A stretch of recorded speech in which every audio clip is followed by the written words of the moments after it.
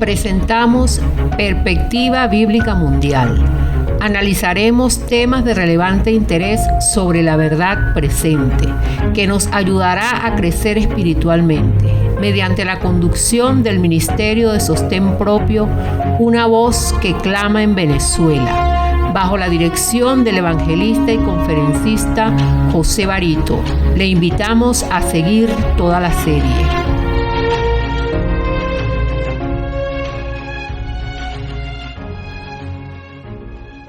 Hola, ¿qué tal? Saludos a todos los que se conectan con nuestra señal a través de nuestra emisora Radio Perspectiva Bíblica Mundial. Agradecemos de igual manera su tiempo e interés en los temas que compartimos a diario con todos ustedes. También quiero agradecer, como de costumbre, a la Majestad de los Cielos, Dios Padre, Hijo y Espíritu Santo, por su guía y dirección en los mensajes que divulgamos para nuestro tiempo. Hoy estaré compartiendo con todos ustedes el tema que lleva por título Sumisión versus Fidelidad. Así es. Pero antes de comenzar con este tema, quisiera hacer un pequeño preámbulo y el mismo tiene que ver con la necesidad de aportar mi grano de arena para dar mi punto de vista acerca de la importancia y relevancia que representa la llegada del presidente número 47 a los Estados Unidos de Norteamérica. Específicamente el presidente Donald Trump, en su segundo mandato. A partir de los 20 días del mes en curso, es decir, enero del año 2025. Así es, se hace necesario ver las implicaciones que pudieran desencadenar o desencadenarse por desconocer algunas de las medidas que pudiera adoptar este mandatario y que sus consecuencias serán de carácter definitivo y eterno en nuestro futuro espiritual. Así que de inmediato comencemos con el tema. Y la realidad es que nosotros debiéramos ir hacia una sociedad en armonía con los mandamientos de Dios, pero eso no es lo que estamos viendo, realmente no es lo que estamos viendo. Quisiera comenzar con una máxima existencial que dibuja plenamente el espíritu de nuestro tema. Y esa frase dice lo siguiente, abro comillas: la grandeza de una nación no se basa en su poderío económico o militar, sino en su justicia y en su piedad, las cuales se alcanzan cuando su población vive en armonía con los mandamientos de Dios. La legislación gubernamental no puede hacer a una nación justa, sino que es la iglesia a través de la predicación de la palabra genuina la que transforma a la sociedad. Cierro comillas. Así es. No es decir que creemos en Cristo y creemos en la Biblia, en su palabra, pero no estamos obedeciendo lo que establece un escrito está. Increíble el contenido de esta frase. Distinguidos oyentes, el rol de la iglesia es fundamental para la transformación moral de la sociedad. Eso es indiscutible. Cuando la iglesia falla en su misión de predicar la palabra y llamar al arrepentimiento, la sociedad se desmorona moralmente. ¿Por qué le digo esto? Porque las iglesias protestantes, en su gran mayoría, se han desviado de su propósito, buscando prosperidad o ayuda del gobierno en lugar de enfocarse en la transformación interna de los individuos. Y eso es muy, pero que muy lamentable. La separación de la iglesia y el Estado es esencial para la libertad religiosa. Los padres fundadores de los Estados Unidos, conscientes de la historia de la opresión religiosa que instauró Roma papal en Europa por 1260 años, eso que llamaron la edad del oscurantismo, establecieron una separación entre iglesia y Estado para garantizar la libertad religiosa. A mediano plazo de este tema les voy a hablar de la postura de algunos de los padres fundadores de esta nación. El tema central, fue que el gobierno no debe establecer ninguna religión ni prohibir la libre práctica de la misma. Ese es el tema central. Con un destino único, por ello es que los Estados Unidos se ve a sí mismo como una nación con una misión especial en el mundo. Esta idea se relaciona con la creencia de que la nación fue establecida con el propósito de promover la libertad civil y religiosa.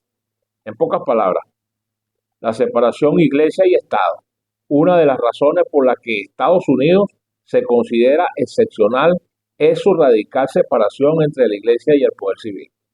Y esta separación garantiza la libertad civil y religiosa, lo que ha traído a personas de todo el planeta a esta nación que llaman los Estados Unidos.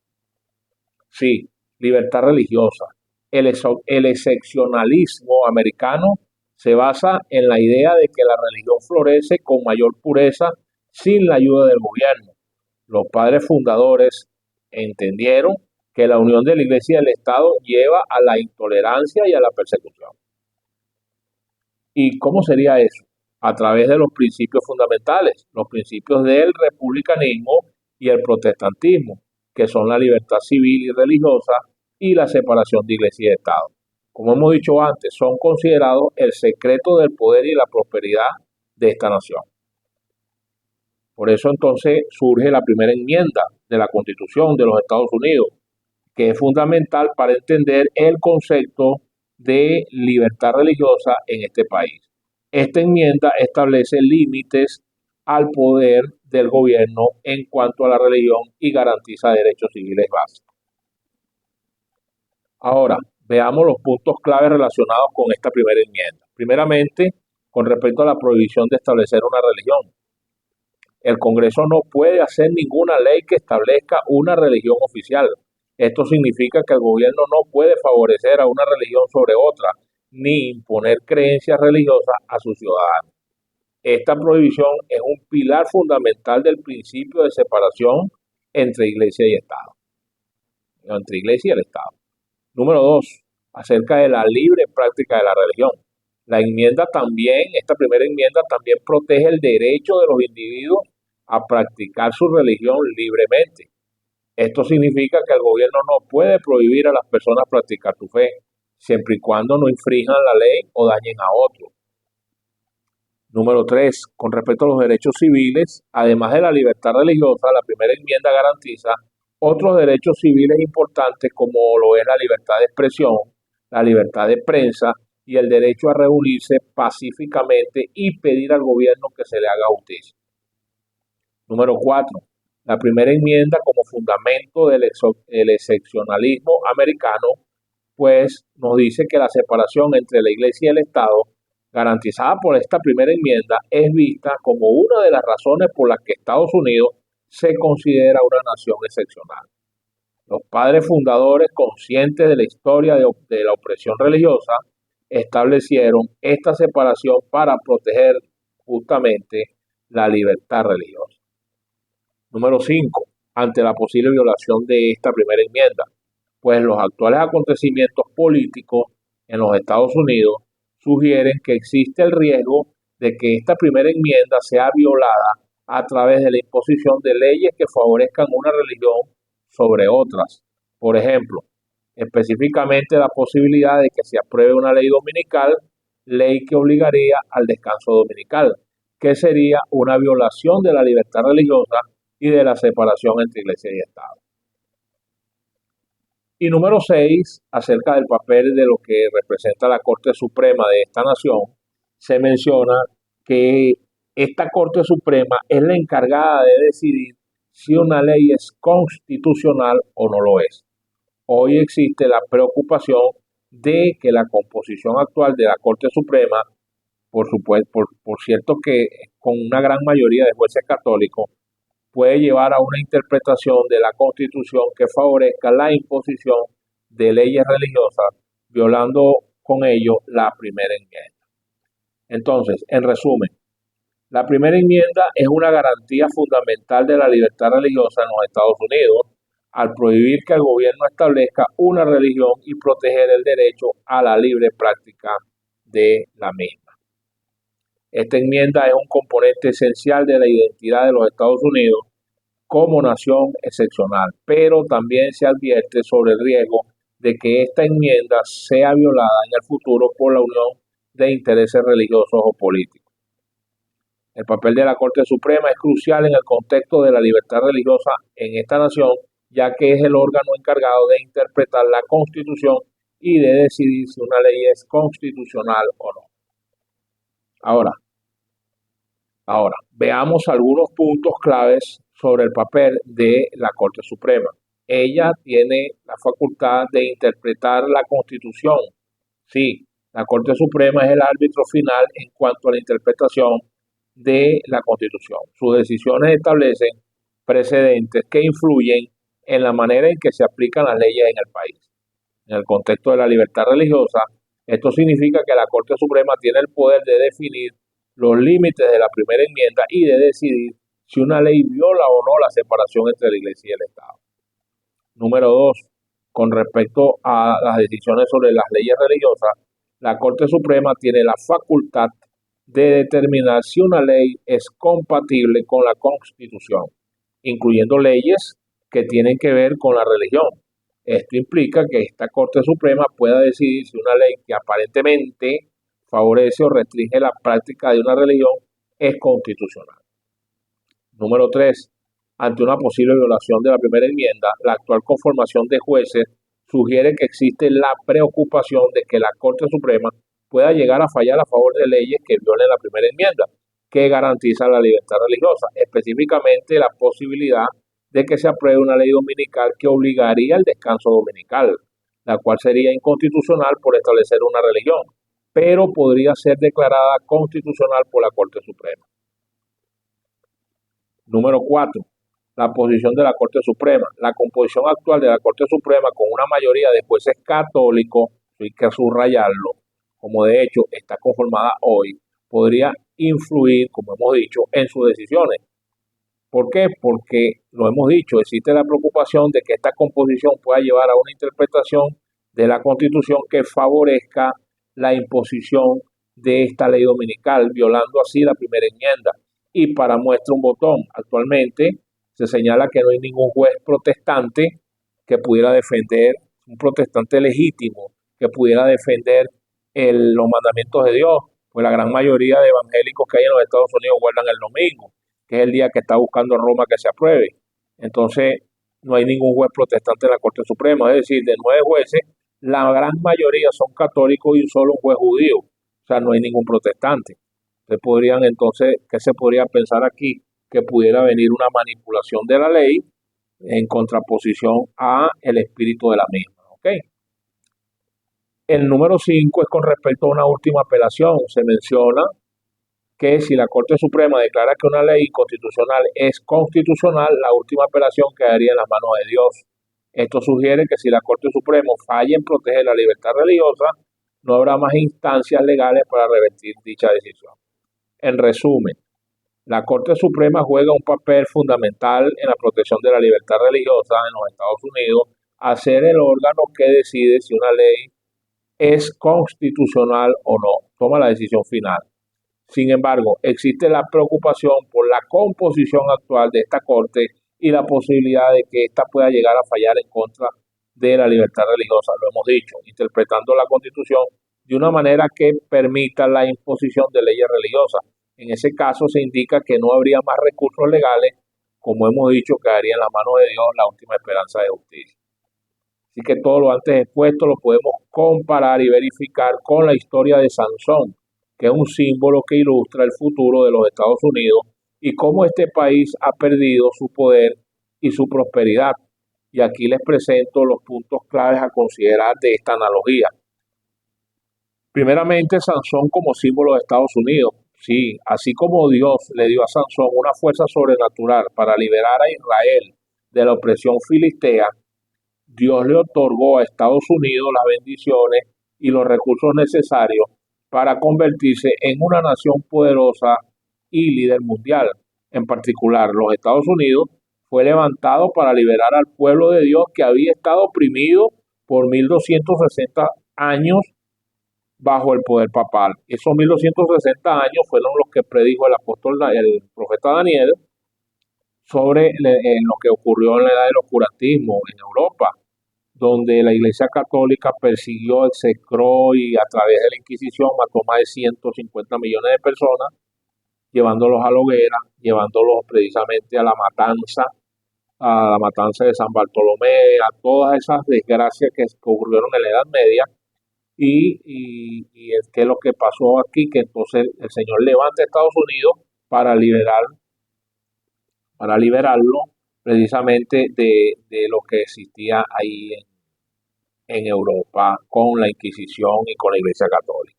Número dos, el secreto está en su poder. Tanto Sansón como Estados Unidos tienen un secreto de su poder. En el caso de Sansón, su poder residía en su cabello y su fidelidad a Dios.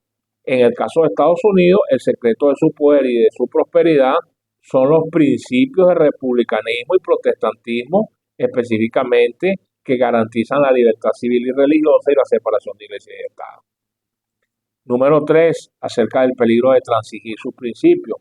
Recuerden que Sansón perdió su poder cuando transigió en sus principios, cediendo a las seducciones de Dalila, quien lo llevó a romper su voto con Dios. De manera similar, pues los Estados Unidos pudiera perder su grandeza, de hecho la está perdiendo, la tiene casi en el suelo, al abandonar sus principios fundamentales y al permitir una relación ilícita entre la iglesia y el Estado. Número 4, la seducción de la iglesia apóstata, al igual que Dalila, sedujo a Sansón. La ramera, la iglesia apóstata, que es el papado, ha seducido a Estados Unidos para que traicione su principio de separación entre iglesia y Estado y apruebe la ley dominical. Y todo ello lo logrará a través de la influencia que va a ejercer el protestantismo apóstata cuando le sea otorgado el poder para poder influir en las decisiones de leyes de carácter religioso, como por ejemplo obligar al Congreso que apruebe el día de descanso espurio, que es el domingo. Número 5, la pérdida de ese poder, pues la pérdida del cabello de Sansón simboliza la pérdida de poder y prosperidad de los Estados Unidos si este país se desvía de estos principios. El resultado, indefectiblemente, sería la apostasía nacional y, como dice la profecía, eventualmente vendría su ruina nacional. Número 6, tenemos la advertencia sobre el futuro. La historia de Sansón nos sirve como una advertencia para los Estados Unidos sobre el peligro de abandonar su pacto con Dios y sus principios fundamentales. Así como Sansón fue derrotado por sus enemigos, Estados Unidos ha perdido su liderazgo si permite que la iglesia se involucre en el poder civil, cosa que está realmente en peligro, pues el presidente Donald Trump ha prometido que de volver a la presidencia como primera magistratura de los Estados Unidos, volvería todo el poder o devolvería todo el poder a la iglesia. Y eso es un peligro. A la prueba me remito. Voy a citar la fuente del New York Times en enero del año 2016 en un discurso que dio el presidente Trump. Él dijo, lo recogió el New York Times, los cristianos, dijo, representan la abrumadora mayoría en Estados Unidos, y luego procedió a hablar de manera más lenta para enfatizar cada palabra y dijo, y aún así no ejercemos el poder que deberíamos tener. Prometió que eso iba a cambiar si llegaba a la presidencia. Levantó el dedo índice y dijo, el cristianismo tendrá poder. Aseguró, si llego ahí, ustedes van a tener mucho poder, no necesitarán a nadie más, van a tener a alguien que los representará muy, muy bien. Recuerden eso, cierro comillas. Pues eso lo dijo el presidente Donald Trump en una universidad reconocida de los Estados Unidos y lo publicó el New York Times, el New York Times en enero del año 2016. En resumen, la historia de Sansón nos ilustra la fragilidad de la grandeza de los Estados Unidos, señalando que así como Sansón perdió su poder al ceder a la tentación, Estados Unidos podría perder también su poder y su prosperidad si abandona los principios de libertad religiosa y separación de iglesia y Estado y cede ante la influencia de una iglesia apóstata. Y esta característica se ve fuertemente vulnerada con la llegada del presidente Donald Trump a la silla presidencial. Y déjenme decirle, la profecía dice que Estados Unidos va a apostatar. Ya la primera enmienda de la Constitución, el primer monumento de la creación fue tirado por tierra por el presidente Obama en el año 2015 cuando firmó el decreto para los matrimonios igualitarios. Y el matrimonio entre un hombre y una mujer lo tiró por tierra. Esa es la primera institución que creó el Señor en la creación. Ahora el segundo monumento que creó el Señor fue el Shabbat, del día de reposo, el santo, y para cerrar la creación, pues está a punto de ser vulnerado y tirado por tierra ese último fundamento que Dios estableció en la creación, que fue el día de reposo sábado sagrado, el séptimo día de la semana. Y con el decreto de la ley dominical que está a punto de ser decretado en los Estados Unidos, pues se va a tirar por tierra eso. Y cuando eso pase, dice el Espíritu de profecía que comienza el fin del mundo. Así que preparen ustedes sus barbas y pónganlas en remojo, porque cuando ven que ya la profecía lo está diciendo, es porque lo que viene es candela. Las iglesias protestantes y Donald Trump tienen una relación compleja, lo cual es un factor clave en la restauración del poder del papado. Y el papado es el que está detrás de este domingo. Aquí hay algunos puntos claves sobre cómo se relacionan estos dos actores. Con respecto al apoyo evangélico al presidente Trump, un porcentaje significativo de evangélicos en los Estados Unidos votó por Donald Trump, específicamente nada más y nada menos que el 89% de la población de evangélicos, cristianos evangélicos que votaron por el presidente. Esto se debe en parte a que el presidente Trump prometió abolir la enmienda Johnson de 1954, que prohíbe entidades sin fines de lucro involucrarse en política. Aunque Trump no pudo abolirla completamente, esta enmienda, sí firmó, hizo un firmazo ahí, un decreto, esta enmienda se instruyó al Servicio de Hacienda a no castigar a las entidades sin fines de lucro que se involucraran en política. Esa fue una espada de Damocles para él mismo, porque eso hizo que no viniera la continuidad de su presidencia. Dice que vino un término medio con el presidente saliente ahorita, Joe Biden, y entonces ahora volvió otra vez a la presidencia porque el presidente Biden hizo la peor presidencia de los Estados Unidos, fue la de Biden.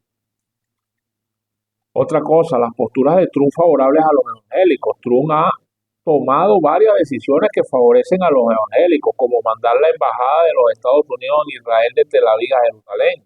Y esta decisión se alinea con la visión escatológica de algunos grupos protestantes que creen que todos los eventos finales se llevarán a cabo en el Israel literal. Y ya vamos a hablar de ello. Número 3. Con respecto a los asesores evangélicos en la Casa Blanca, el presidente Trump ha nombrado a varios asesores evangélicos en la Casa Blanca, incluyendo a Paula White, quien lidera la iniciativa de la fe y de la oportunidad de la Casa Blanca.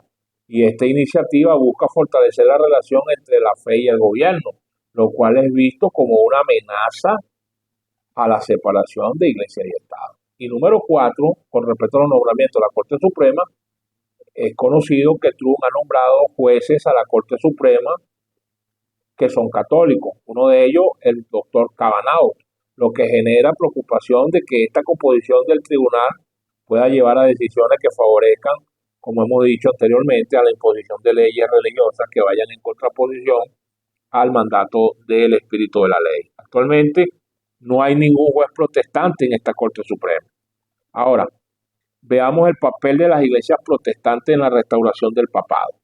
A pesar de que el papado estableció el domingo, primer día de la semana, como día de reposo espurio, porque eso no está en la Biblia, la profecía señala que son las iglesias protestantes quienes instigarán al gobierno para que imponga leyes dominicales.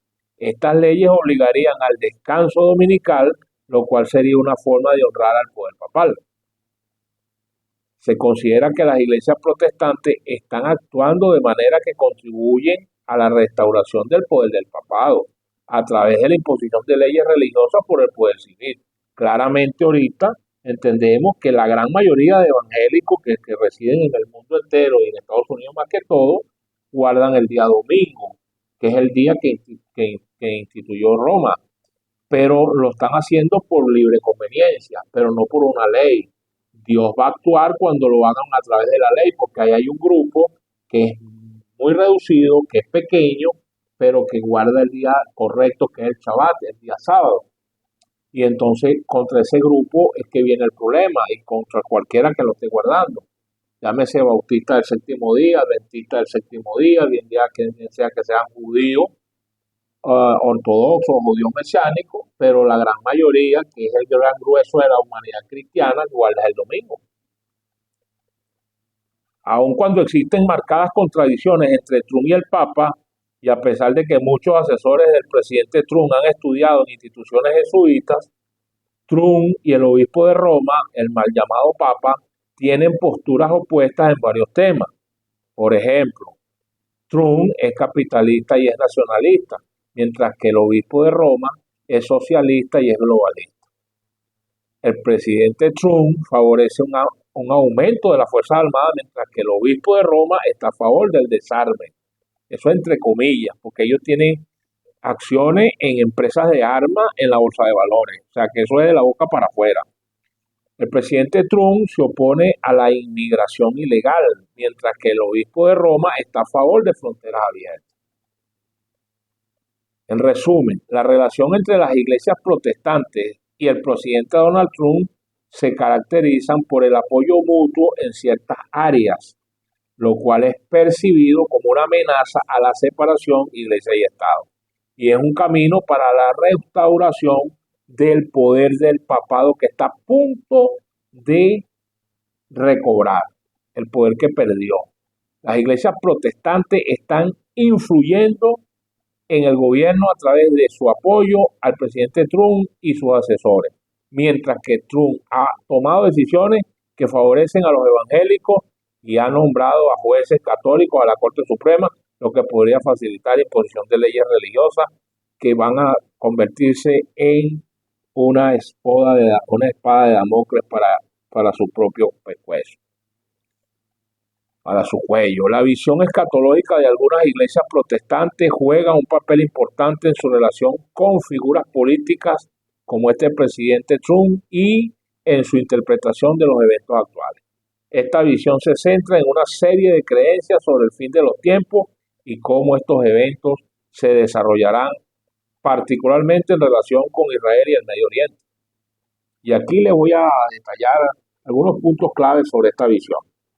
Fíjense ustedes, primeramente Jerusalén como centro de eventos finales.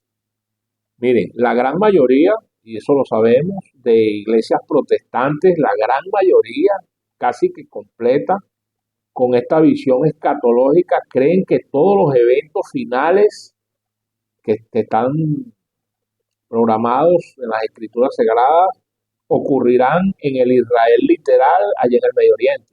Esto incluye la reconstrucción de un tercer templo allá en Jerusalén. Todo eso es una quimera.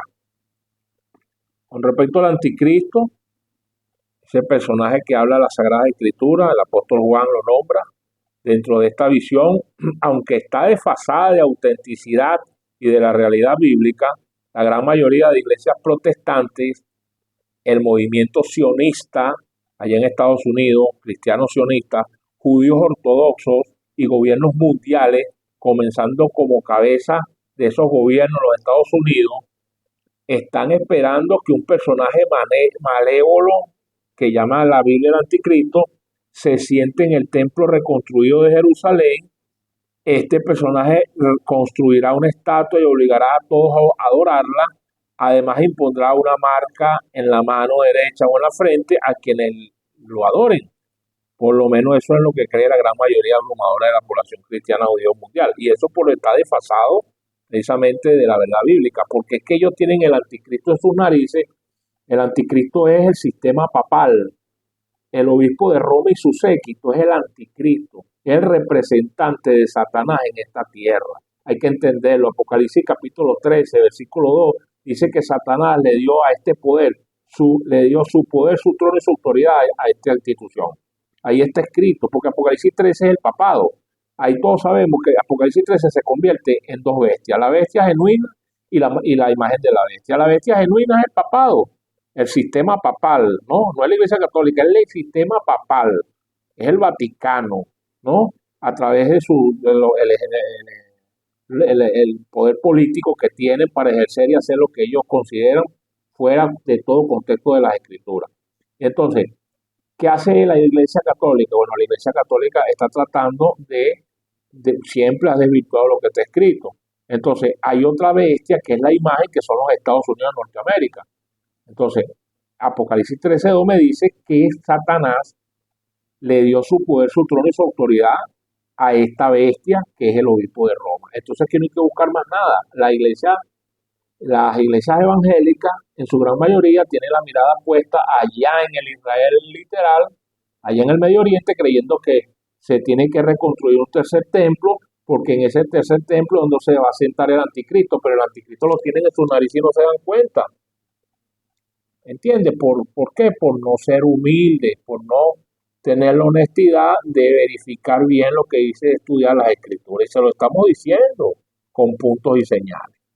Número 3, acerca de la influencia en decisiones políticas. Esta visión influye en las decisiones políticas y en la opinión pública. Por ejemplo, la decisión del presidente Trump de mudar la embajada de Estados Unidos en Israel de Tel Aviv a Jerusalén en su primer mandato se considera una acción influenciada por esta visión escatológica de estos sionistas de los Estados Unidos cristianos debido a la presión ejercida por grupos evangélicos y sus asesores. Con respecto al apoyo de Trump, la afinidad de Trump hacia Israel se interpreta como un resultado de esta visión escatológica protestante. Es decir, se sugiere que el apoyo evangélico a Trump se debe en parte a que este presidente es percibido como favorable a los intereses de Israel, un país central en sus creencias sobre el fin de los tiempos. Cuando Jesucristo salió de ahí, partió de Israel, dijo: Jerusalén, hasta aquí te trajo el río. Ya no me verás más hasta que no digas Baruch haba Beshem Adonai. Bendito el que viene en el nombre del Señor. Él lo dijo. Sigan ahí en el muro de los lamentos y zumbándole bomba a los vecinos, o el problema que tienen allá y no quieren a Jesucristo, o lo tienen como simplemente un simple profeta, si no lo reconocen como Dios, que es hijo de nuestro Padre eterno, que es el Salvador de este planeta, no van a poder ustedes tener la posibilidad de calificar para la vida eterna. Se los estamos diciendo en reiteradas oportunidades, más de 10 años diciéndole: acepten a que Jesucristo es el Mesías. Jesucristo fue el Mesías que ya vino y viene por segunda vez en relación con recoger su pueblo, los que vuelan su mandamiento y partir de este planeta, pegarle candela a todo esto. Eso es lo que viene ahorita. Con respecto a la reconstrucción de este tercer templo, es la creencia de que el templo ya en Jerusalén será reconstruido y es un componente central de esta visión. Los evangélicos que comparten esta visión se sienten inspirados por esta idea de que el fin de los tiempos se desarrollará en Jerusalén y apoyan a aquellos líderes que parezcan estar alineados con esta expectativa. Y esto no es nada más lejos que de la verdad. Eso bíblicamente hablando se llama dispensacionalismo. Es creer que Jerusalén literal jugará un papel preponderante y definitivo para el final de los tiempos, pero todo ello es una falsa ilusión, una gran mentira que hará que los que la sostengan se pierdan, se lo hemos dicho. En resumen, la visión escatológica de algunos grupos protestantes es un marco de creencias que interpreta los eventos mundiales como el cumplimiento de profecías bíblicas sobre el fin de los tiempos. Y esta visión influye en sus acciones políticas, su apoyo a ciertos líderes y sus expectativas sobre el futuro, especialmente en relación con Israel y el papel de Jerusalén en el fin de los tiempos. Y ya le hemos dicho, todo eso es falso, falso de toda falsedad. Vayan a la Biblia, señores, vayan a los 10 mandamientos, sellen su pacto con Jesucristo, acéptenlo como su Salvador, guarden los 10 mandamientos tal cual están en el libro de Éxodo, capítulo 20, los 10 mandamientos, y sigan hacia adelante trabajando para nuestro Señor, para que puedan obtener la salvación. Ahora hablemos sobre el papel clave de los padres fundadores de la libertad civil.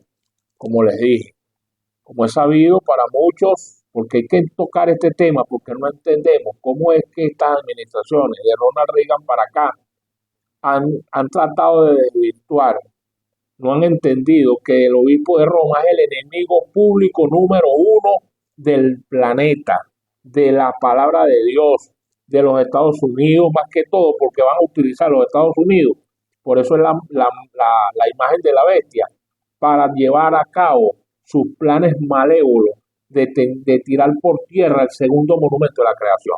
Y ellos no quieren ver esa realidad. Entonces es necesario volver a recalcar qué pasaba con estos padres fundadores de los Estados Unidos para que estos señores hayan hecho y estén haciendo lo que están haciendo, ¿no? Influenciados por los jesuitas del papado. Entonces, como es sabido para muchos y es de carácter público, que los padres fundadores de los Estados Unidos fueron figuras clave en el establecimiento de los principios de libertad civil y religiosa y de la separación de iglesia y de Estado. Sus ideas y acciones fueron fundamentales para crear una nación que buscaba evitar la opresión religiosa y el abuso de poder que habían presenciado en otros países de Europa. Pero todo ello está a punto de quedar atrás en la historia, pues lo que divisa el futuro inmediato de esta nación, Estados Unidos, está teniendo otra lectura. Aquí les traigo algunos puntos claves sobre los padres fundadores y sus creencias. Con respecto a la preocupación por la unión de iglesia y Estado, los padres fundadores fueron conscientes de los peligros de la unión de la iglesia y el Estado. Habían visto en Europa cómo la iglesia católica, al aliarse con el poder civil, oprimía y perseguía a quienes no estaban de acuerdo con ella. Por esta razón, los padres fundadores de los Estados Unidos buscaron crear un sistema de gobierno que mantuviera a estas dos entidades separadas, iglesia y Estado. Estatua de la libertad significa eso. Defensores de la libertad religiosa creían firmemente en la libertad de conciencia y en la libertad religiosa.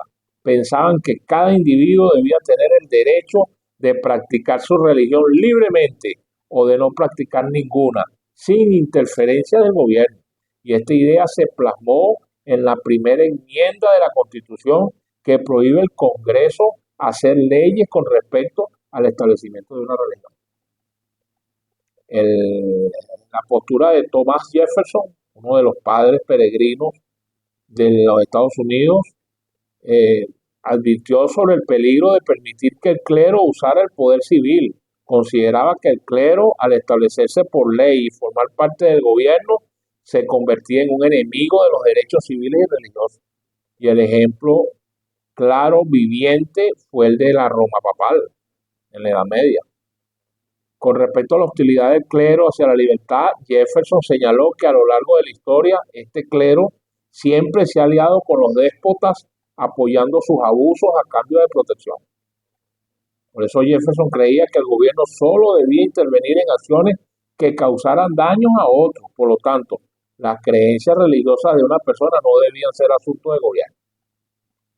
De igual manera, afirmó que solo el error necesita el apoyo del Estado, mientras que la verdad puede sostenerse por sí sola.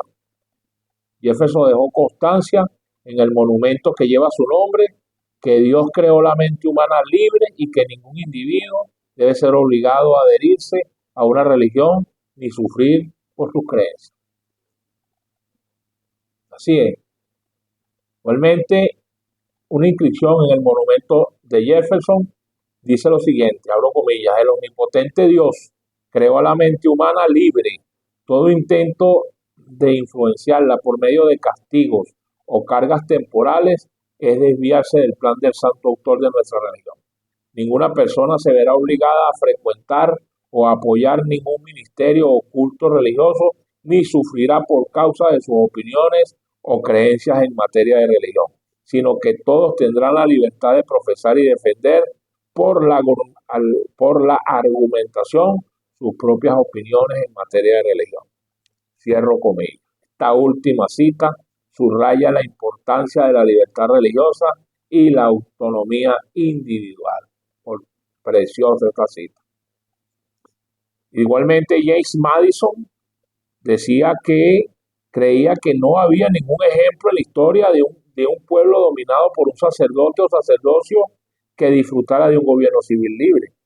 Para Madison, la religión florece con mayor pureza sin la ayuda del gobierno. Y señor, en una carta del 6 de diciembre de 1813 a Alexander von Humboldt, Madison le dijo: creo que la historia no nos aporta ni un solo ejemplo en que un pueblo dominado por un sacerdote o un sacerdocio disfrute de un gobierno civil libre. Qué tremenda declaración, ¿no? Y por supuesto el ilustre Benjamin Franklin pensaba que una religión verdadera se apoyaría a sí misma y que si una religión necesitaba el apoyo del poder civil, era señal de que era una mala religión. Decía que cuando una religión es buena, creo que se apoyará a sí misma, y cuando no se apoya a sí misma y Dios no se encarga de apoyarla, sino que los que la profesan se ven obligados a buscar la ayuda de los poderes civiles para apoyarla, es señal, creo yo, que es una religión mala. Eso lo dijo Benjamin Franklin. En fin, en fin, los padres fundadores de los Estados Unidos de América creían que la separación de iglesia y Estado era crucial para la paz y la prosperidad de la nación. Esta separación garantizaba que no se impusiera una religión sobre otra y que los ciudadanos fueran libres de practicar sus creencias sin temor a la persecución. En resumen, estos padres fundadores de esta nación fueron defensores de la libertad religiosa, de la separación de iglesia y Estado y de un gobierno limitado. Sus ideas y acciones sentaron las bases para una nación que buscaba evitar la opresión religiosa y garantizar los derechos civiles y religiosos de sus ciudadanos. Estas ideas están profundamente arraigadas en la Constitución de los Estados Unidos y siguen siendo relevantes para entender la relación entre religión, gobierno y libertad en ese país. Pero, repito, estos vitales y nobles principios que están garantizados en la primera enmienda de la Constitución de los Estados Unidos está a punto de ser execrada, tirada en la basura como señal de la recuperación de la herida papal cuando el gobierno más poderoso del planeta le devuelva la espada que Roma perdió por parte de Francia en 1798, a través del oxígeno que se le ha prometido dar a la iglesia protestante de esta nación, pues con ello veremos la completa recuperación de dicha herida y el resurgimiento de la bestia genuina, para con ello instaurar la persecución a los disidentes. Así que les digo, mis queridos oyentes, bienvenidos a la Edad Media. También quiero contar algo aquí antes de finalizar con el tema, es que lo que haya hecho los Estados Unidos, este tema no es para recriminar lo que ha hecho los Estados Unidos, si han sido esto, han sido lo otro, han acabado, han bombardeado, han matado gente. A mí no me toca ni juzgarla, ni mucho menos condenarla. Eso le toca a los expertos que hablen en relación a esa situación y a nuestro Dios bendito, que es el que condena. ¿Ok? El trabajo mío simplemente es recoger los hechos históricos que tienen que ver con la Sagrada Escritura y de una manera didáctica, bueno, presentárselas a la humanidad con la fuente de las Escrituras que son las que dan fe de ello. Entonces, el hecho de que los Estados Unidos han hecho esto, han hecho aquello, han hecho lo otro, ese no es mi caso, o este caso, ni el tema que llevamos en este momento. Así que por todo lo antes expuesto, es mi deber anunciarles una alerta, pues el sistema de la bestia pudiera aplicarse en este año 2025. Estamos hablando del decreto de la ley dominical. Debemos estar listos, hermanos y hermanas, queridos y apreciados amigos, en Cristo. La profecía bíblica se despliega ante nuestros ojos a una velocidad asombrosa y sorprendente. Hasta aquí hemos analizado un tema crucial, pero también usted debe saber que los sistemas de pago biométricos, especialmente el reconocimiento facial y su relación con la marca de la bestia de Apocalipsis 13, ya están a punto de comenzar a operar definitivamente. Ahora, distinguidos oyentes, necesitamos para culminar este tema hablar un poco acerca de lo que es la marca de la bestia y esta tecnología biométrica. Sí, las escrituras nos advierten sobre un tiempo en el que se impondrá una marca para poder comprar y vender. Hoy vemos cómo la tecnología avanza rápidamente hacia sistemas de pago que utilizan datos biométricos, como por ejemplo el escaneo facial. Artículos recientes nos informan sobre un futuro en el que pagaremos con nuestro rostro. Es un sistema que se pronostica como un negocio de trillones de dólares para este año 2025 en adelante, hasta el año 2030. Esto, hermanos, coincide con la descripción del Apocalipsis sobre una marca en la mano derecha o en la frente. Es decir, se menciona que ya existen opciones biométricas como huellas dactilares, escaneo facial, escaneo de iris y reconocimiento de voz. Empresas como POC ID ya están implementando sistemas de pago con reconocimiento facial donde los clientes se registran con un selfie. Estos sistemas utilizan sensores de profundidad para crear escaneos en tercera dimensión del rostro, lo que lo hace más seguro contra fraude. Y el uso del sistema biométrico, este sistema está proyectado para crecer significativamente con predicciones de un mercado que va desde 3 trillones de dólares del 2025 en adelante.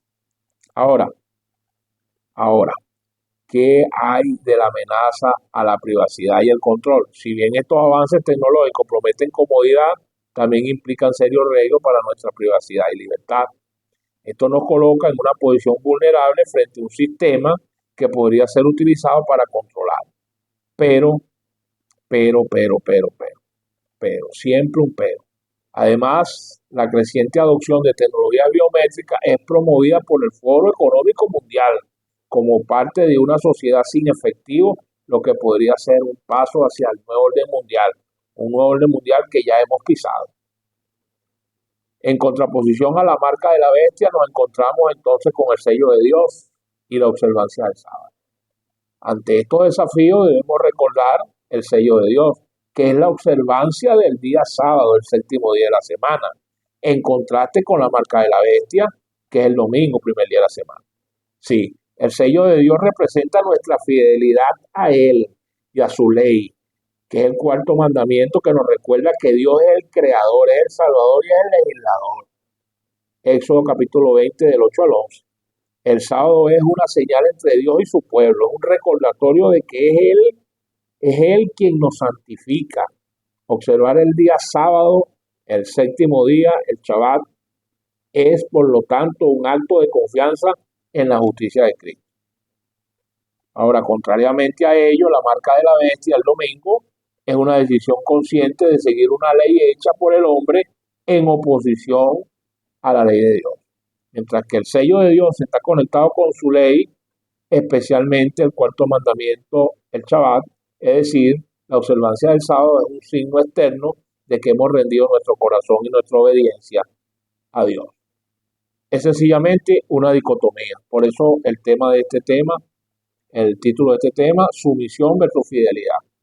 Hermanos, la batalla es clara entre la observancia del domingo bajo la sumisión a los sistemas tecnológicos y la fidelidad a la ley de Dios, y la marca de la bestia que representa la observancia del domingo, que junto a los sistemas tecnológicos como herramientas predichas en la profecía para no poder comprar o vender, es decir, es una renuncia a la libertad de elección, mientras que el sello de Dios, representado por el Shabbat, el sábado original, el séptimo día de la semana, es una declaración de nuestra lealtad a Dios. Los que elijan la marca de la bestia sufrirán la ira de Dios, mientras que los que sigan a Dios tendrán la promesa de la vida eterna. Por ejemplo, aquí tienen una declaración del Espejo Católico del 23 de diciembre de 1893, está en la legislatura católica. Ellos dicen lo siguiente, abro comillas, búsquenlo en internet, Espejo Católico del 23 de diciembre de 1893. La razón y el sentido común piden que aceptemos una de las dos alternativas, o la posición bíblica del protestantismo y la guarda del Santo Sábado, o el catolicismo y la guarda santa del domingo. No puede existir ningún acuerdo. ¿Qué les parece? Eso es imposición. Y el cardenal James Gibbons, en La fe de nuestros padres, edición 88, página 89, dijo lo siguiente: podrás leer la Biblia desde Génesis hasta el Apocalipsis y no encontrarás ni una sola línea que autorice la santificación del domingo. Las escrituras mandan la observancia religiosa del sábado, el día que nosotros nunca santificamos. Cierro comillas. Y le voy a decir algo, los católicos son más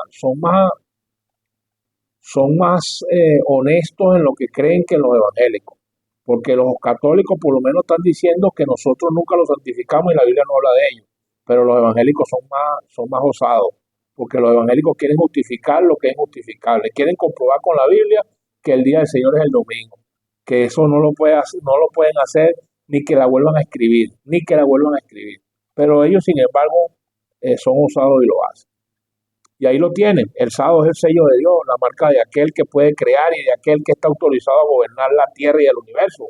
Y para hacer que su ley sea autoritaria, Él ha colocado el sello en ella. ¿Dónde? En el cuarto mandamiento. El único mandamiento del decálogo que reconoce que Dios es nuestro creador, mostrando que Él está por detrás de cada mandamiento de su ley. Entonces, ¿a quién usted va a obedecer? ¿A Dios o a la bestia?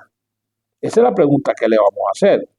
Ahora, cuando entendemos este asunto, tenemos que tomar una decisión, ya sea para guardar el verdadero sábado y reconocer la autoridad de Dios, o sea para observar el falso sábado y reconocer los reclamos de esta iglesia apóstata católica y de todas las iglesias que las están guardando, porque igualito guardan el domingo, aunque no están bajo el mismo techo, siguen guardando el día domingo, y el día domingo significa guardar el día del diablo. Finalmente recibiremos entonces el sello de Dios o la marca de la bestia. Y existen solamente dos caminos, Dios y Satanás, la verdad y el error, la Biblia y la tradición, la vida o la muerte, más nada. Y finalizo con un llamado a la acción. Sí, distinguidos oyentes, hoy el llamado es rechazar cualquier sistema que amenace nuestra libertad y nuestra relación con Dios. Dediquemos nuestras vidas a seguir la palabra de Dios y a guardar sus mandamientos, incluyendo el sábado. Recuerden, hermanos, que Jesús es nuestro creador y pronto regresará. Que el Señor los bendiga y los guíe en estos tiempos finales.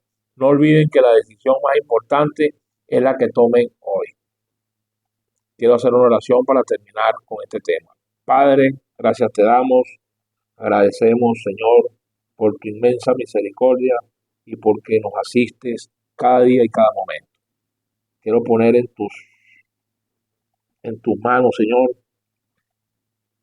la suerte, la vida de todos los que escuchen este tema, todos los que puedan tener el acceso a escuchar este tema. Señor, trabaja en sus corazones, ayúdalos, Señor, a discernir entre el error y la verdad. Ayúdalos, Señor, a que entiendan definitivamente que usted tiene una palabra y que ya usted la dio, que no hay vuelta atrás a esa palabra y que es lo que usted dice, no lo que digan los hombres, primeramente. Segundo, Señor, ayúdalos, Señor, a entender de que sus mandamientos son eternos. ¿Por qué? Porque usted es inmutable, usted no cambia, porque en usted no hay mudanza ni sombra de variación, porque Jesucristo es el mismo ayer, hoy, por los siglos, porque Jesucristo dijo que esa la ley había que guardarlo por pacto perpetuo. Entonces, Señor, es mi solicitud que usted en esta recta final que estamos jugándonos todos en esta tierra, a través de la llegada del presidente Trump a los Estados Unidos, pueda hacer que tomen una decisión correcta, pero está escrito de que Estados Unidos va a apostatar y van a perseguir a los disidentes. Eso está escrito. Entonces, si eso está escrito y se va a cumplir con este señor presidente que acaba de llegar ahí, si es que se va a cumplir con este señor presidente Donald Trump, bueno, Señor, entonces ayúdanos, Señor, y a la mayoría de la gente que acepte con beneplácito, con honestidad, tus mandamientos para que puedan entonces tomar la decisión correcta de sellar tu pacto, Señor, como usted lo mandó, aceptar a nuestro Señor Jesucristo en su vida como su único y suficiente Salvador, y de que puedan guardar tus mandamientos, Señor, conforme están establecidos en el texto sagrado.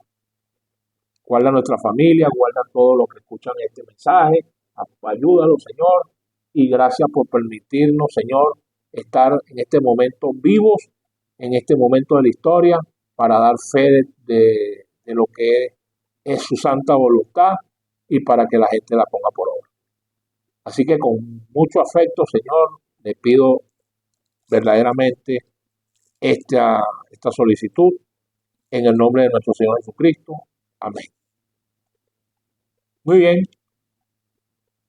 Espero pues que hayan sentido el peso, la importancia y la responsabilidad de este tema.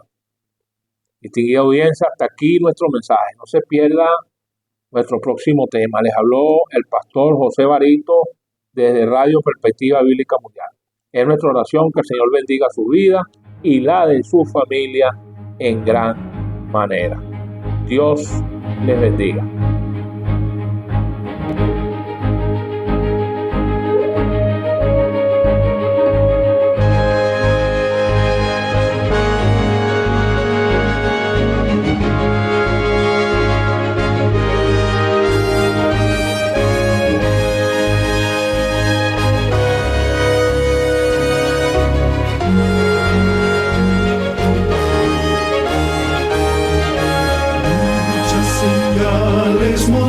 todos están